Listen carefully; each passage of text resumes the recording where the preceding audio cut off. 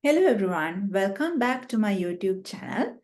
So today I thought to discuss one of the common theme that we discuss in literature, which is the theme of escape in reality. In literature, it's a common and a powerful motif that reflects the tension between the human desire to avoid or transcend the harshness of real life and the inevitable confrontations with reality. So it is natural that we all try to escape from reality and move into our own world. Maybe we find different methods, maybe our imagination or any other method, and we try to escape from the reality. Writers across generations and time periods, maybe Romantic period, Augustan period.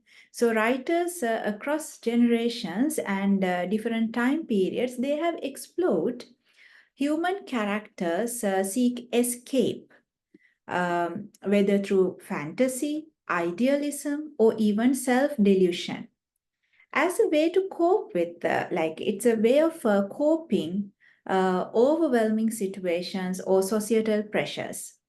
Yet literature often highlights how these escapes are temporary or illusionary. Understanding how you can understand the complexities of the real life.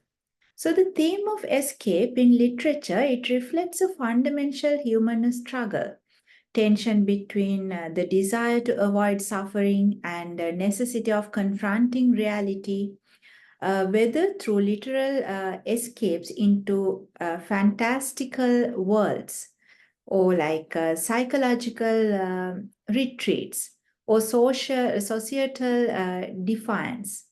Literature often reveals that while escape can offer temporary respite, it is rarely a permanent solution.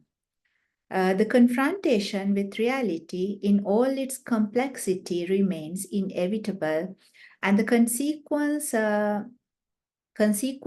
with reality consequences of trying to avoid it are a central concern for many literary works.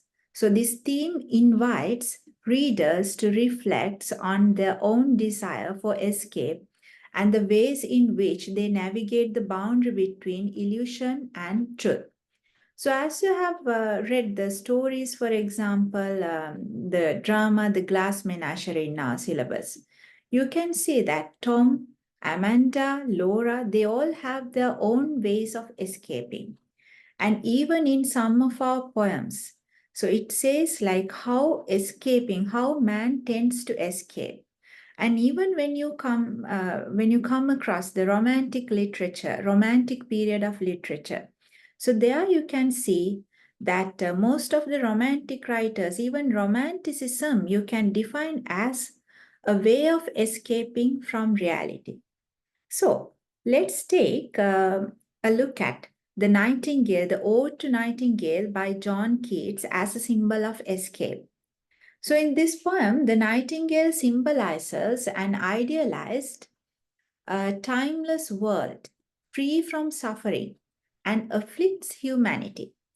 So the bird song is eternal and otherworldly, a direct contrast to the fleeting nature of human life. Keats yearns to escape into the nightingale's world where there is no death, suffering, or sorrow. For example, in the poem it says, far, far away, dissolve and quite forget what thou among the leaves hast never known, the weariness, the fever, and the fret. Here where men sit and hear each other groan. Here the nightingale becomes a symbol of an existence that it untouched by the harsh realities of human life, pain, sickness, aging, and death. So Keats longs to dissolve into this overworldly realm, to forget the weariness of life and escape from mortality. as a condition. Okay. Then Keats's desire to escape into the nightingale's world is also connected to a yearning for immortality. It contrasts the bird's seeming eternal song with the brevity of human life. Wishing to transcend the limitations of time, the sense of escape becomes a metaphor for his desire to overcome the inevitable decline that comes with age and mortality. As he says, "Thou wast not born for death, immortal bird. No hungry generations tread thee down." So the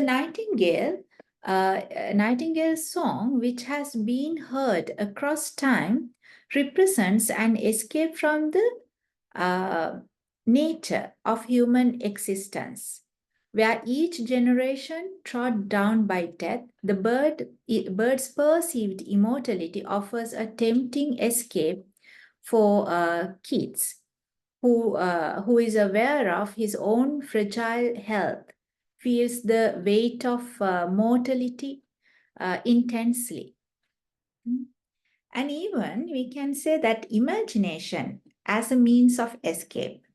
Keats' ode emphasizes the power of imagination as a tool for escape.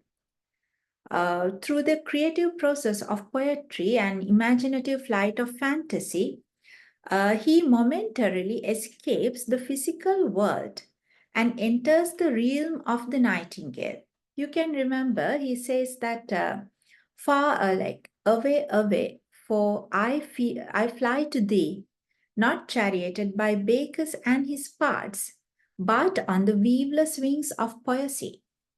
So by invoking the weaveless wings of poesy or poetry, Keats implies that the imagination and by extension art offers a form of escape from the mundane and painful realities of life.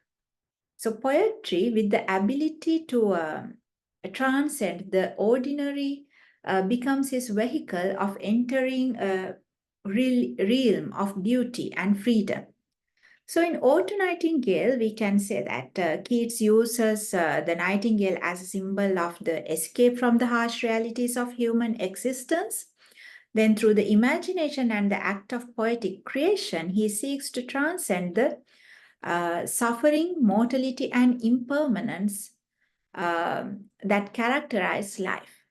So, however, poem ultimately suggests that such escapes are only temporary and that realities of life cannot be fully avoided. So, this tension between the desire from transcendence and the inevitability of return into reality is at the heart of Keats' mediation on the beauty, art, and we can say it's mortality as well. So anyway, this is a very common theme that we find in literature. We try to find escape in different situations. Mostly we try to escape from reality in our lives, and but make sure or remember that it is something an illusion. Like you cannot escape forever from reality. But it's a common theme. You can see this common theme in some of other literary, some of our like poetry or some other dramas and novels and all. So when you can try to understand, you can figure out how different other writers explore this as a theme. So then it is easier for you, it will be easier for you to understand your text very clearly. So I hope you got an idea about the theme of escape from reality with reference to the poem Ode to Nightingale. Let's meet once again with another video soon. Bye.